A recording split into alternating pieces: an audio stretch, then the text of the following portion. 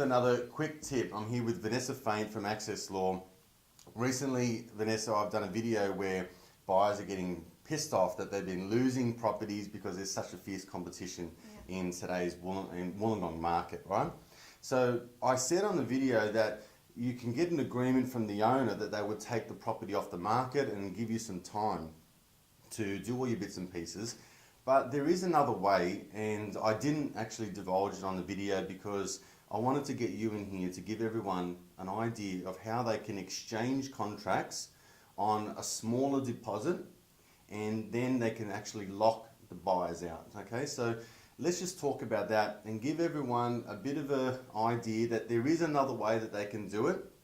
There's obviously risk and reward with all this, but I figured because this is your legal field, you know, I don't want to be the agent trying to tell everyone about it, but can you just tell everyone how they can secure a property on a smaller deposit and actually lock every other buyer out, giving them the opportunity to buy the home? Yeah, so you can exchange a contract on a 0.25% deposit. That's an exchange it with a 5-day cooling off period, because every contract automatically has 5 days to cool off, in which time, if you decide that you want to pull out of the contract, for whatever reason you don't get your finance sorted, or the pest and building report comes back and you don't like it or something like that, you can pull out within that 5 business days, but you will lose that 0.25%.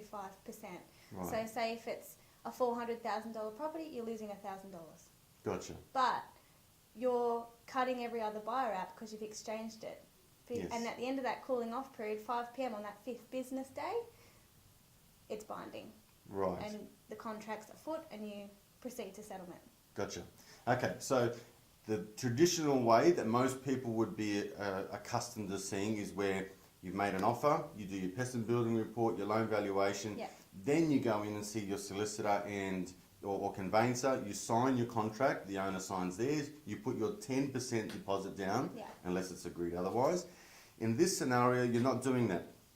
You're actually signing your contract first, and then you're putting 0.25% of the purchase price. So, like you said, in $400,000, it'll be a $1,000 deposit, and that's what you're risking within that 5-day cool-off period. That's right. Correct? So the agent can actually exchange the contracts within their office, is that right? Yep, they can do that as long as both parties are happy for them to do that. And the 0.25 is paid. Contracts can be exchanged, they're dated, and then within that 5 business days, as I said, you get all your inquiries done. By the end of that 5th business day, you'll need to pay the rest of the 10% deposit. And then if you're happy, that 5 p.m. on that 5th business day just clicks over, and it means it's binding, and we proceed to settlement. Okay, so there you have it. What this means is that you can actually secure the property. You can put down a 0.25% deposit of the purchase price. You can sign your contract, the owner would have to sign theirs, and you can essentially exchange contracts on as little as $1,000, for argument's sake, with a $400,000 property. You're then now locking every other buyer out. The agent cannot sell it to anyone else because technically it's exchanged with you, the buyer. That gives you the 5 days, unless you can extend that to get your building and pest report done, your loan valuation. You can then go and see your solicitor and say, look, is everything okay? Run me through the contract. And if it's all good, you proceed with the balance of the 10%. Therefore, you own the home and no other buyers have the opportunity to come in over the top of you. And you've got free reign then to go and do all your building and pest reports.